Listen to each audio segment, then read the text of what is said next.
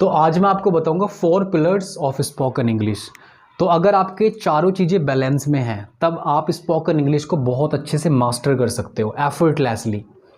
तो इसके भी 2 प्रोसेस होते हैं, इनपुट का और आउटपुट का। अब मैं इनपुट प्रोसेस में यानी कि आप अपने दिमाग को ना कंप्यूटर के सॉफ्टवेयर की तरह समझो। तो जैसे हम कंप्यूटर के सॉफ्टवेयर की प्रोग्रामिंग करते हैं तो उसमें हम इनपुट डालते हैं पहले और फिर वो हमें आउटपुट का प्रोसेस देता है जो भी हम उससे फंक्शनिंग कर रहे होते हैं। सिमिलरली हमारा माइंड भी एकदम सॉफ्टवेयर की तरह है। तो सबसे पहले उसको चाहिए इनपुट और फिर उसके बाद आएगा आउटपुट। अब ये इनपुट, जब लर्निंग अ लैंग्वेज की बात होती है, कोई भी हम भाषा सीख रहे हैं तो ये 2 तरह का इनपुट होता है। सबसे पहला है इनपुट, मतलब जब हम इंफॉर्मेशन को कंज्यूम कर रहे हैं। इनपुट का मतलब पहले आपको बता रहा हूँ, इंफॉर्मेशन कंज्यूमिंग। जब हम इंफॉर्मेशन को कंज्यूम करते हैं तो ये इनपुट का प्रोसेस होता है। और सबसे पहला है लिसनिंग, और जो कि बहुत इम्पोर्टेंट भी है, और ये फर्स्ट स्टेप होता है लिसनिंग का। इसके बाद इनपुट का प्रोसेस है रीडिंग।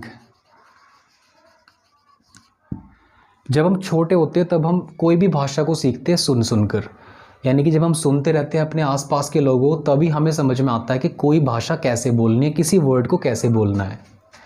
अब इसके बाद आउटपुट प्रोसेस। तो जब आप इंफॉर्मेशन को बाहर की तरफ प्रोसीड कर रहे होते हो तब हम इंफॉर्मेशन आउट यानी कि आउटपुट प्रोसेस को बोलते हैं। और ये फर्स्ट इसका स्टेप है जो कि काफ़ी इम्पोर्टेंट है, स्पीकिंग। और दूसरा है राइटिंग। तो आपने इनपुट में लिसनिंग और रीडिंग के थ्रू इंफॉर्मेशन कंज्यूम कर ली। अब उसके बाद आउटपुट का प्रोसेस आएगा स्पीकिंग और राइटिंग के थ्रू। पहले आपने इंफॉर्मेशन कंज्यूम की, उसके बाद आपने स्पीकिंग यानी कि वही इंफॉर्मेशन को बोल बोल करके आपने आउटपुट का प्रोसेस दिया, या फिर राइटिंग के थ्रू आपने अपने आप को एक्सप्रेस किया। तो इस तरह से ये 4 पिलर होते हैं हमारे स्पोकन इंग्लिश के।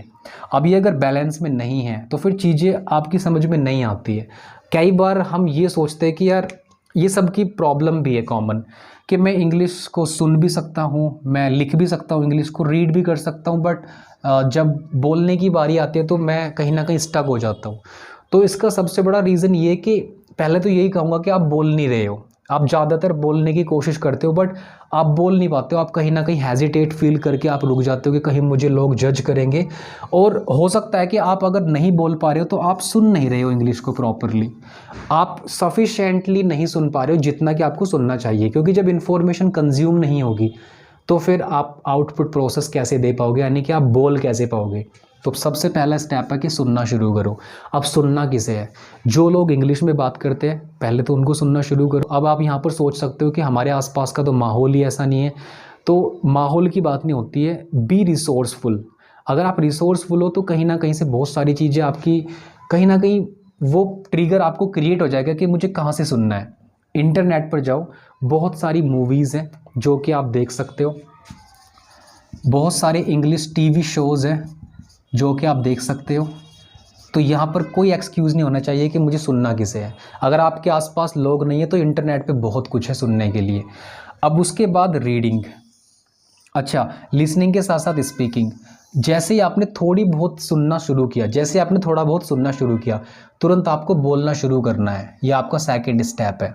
अब कई लोग यहाँ पर इसलिए रुक जाते हैं, मैं तब तक बोलना शुरू नहीं करूँगा जब तक मुझे बोलना अच्छे से आ नहीं जाएगा। बट मेरा मानना यह है कि आप तब तक बोल ही नहीं सकते जब तक आप बोलना शुरू नहीं करोगे। The most important part is speaking. सुनना मतलब बोलना है, आपको ज़रूर बोलना है चाहे कुछ भी हो, आपको 100% कम्युनिकेट करना ही है। उसके बाद रीडिंग का प्रोसेस है। अब मैंने आपको बताया कि जब आपको अगर इन्फॉर्मेशन कंज्यूम प्रॉपर हो रही है तो तभी आप आउटपुट प्रोसेस भी बहुत अच्छे से कर पाओगे। तो रीडिंग के लिए मैं आपको 10 मिनट डेली 10 या 15 मिनट आप इसके लिए स्पेंड कर सकते हो कि ठीक है मुझे 10 से 15 मिनट्स रीडिंग करनी है। और चाहे आप कितने भी बिजी क्यों ना हो लाइफ में, 10 से 15 मिनट तो आप रीडिंग कर ही सकते हो। अगर आप 1-2 घंटा मैसेज कर रहे हो, किसी से चैटिंग कर रहे हो, सोशल मीडिया स्क्रॉल कर रहे हो, तो 10-15 मिनट्स पढ़ना बहुत ज़्यादा डिफ़िकल्ट नहीं है, आप उस समय को बजट कर सकते हो। इसके बाद आता है हमारा राइटिंग का प्रोसेस। देखो जब आप लिसनिंग प्रॉपर कर रहे हो, रीडिंग प्रोसेस कर रहे हो, आप बोलना भी शुरू कर दिया आपने, तो राइटिंग थोड़ा लिखना शुरू करो, अपने बारे में चीज़ों को डिस्क्राइब करना शुरू करो, अपने आसपास की चीज़ों को, अपने पास्ट एक्सपीरियंसेस, एक जर्नल मेंटेन करो जहाँ पर आप अपने डेली जो भी आपको काम करने हैं या आपने दिन भर में जो भी काम किए हैं वो आप राइटिंग प्रोसेस में इस्तेमाल करो, क्योंकि ये भी काफ़ी अच्छा स्किल है। तो ये चारों पिलर आपको बहुत अच्छे से ध्यान रखने हैं। इनपुट और आउटपुट का प्रोसेस बैलेंस में होना चाहिए। Number one is listening, second is speaking, and then reading, and then writing. तो अगर आपको ये वीडियो अच्छी लगी, आपको इसमें से अगर कोई भी एक नई बात सीखने को मिली है, तब आप इस वीडियो को लाइक कीजिए, इस चैनल को सब्सक्राइब कीजिए और अपने फ्रेंड्स के साथ भी शेयर कीजिए। Thank you very much.